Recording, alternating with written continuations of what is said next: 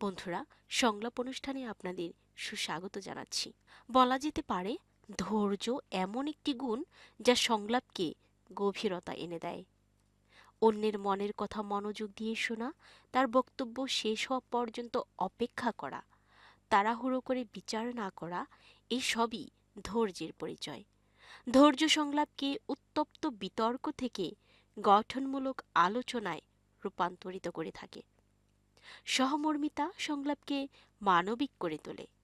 যখন আমরা অন্যের অবস্থান থেকে বিষয়টি বোঝার চেষ্টা করি, তার অনুভূতিকে সম্মান করি, তখন পারস্পরিক সম্পর্ক আরও সুদৃঢ় হয়। সহমর্মিতা মানুষকে একে অপরের কাছে নিয়ে আসে এবং ভুল বোঝাবুঝি দূর করে। তাই আমাদের জীবনে সংলাপ একান্ত প্রয়োজন।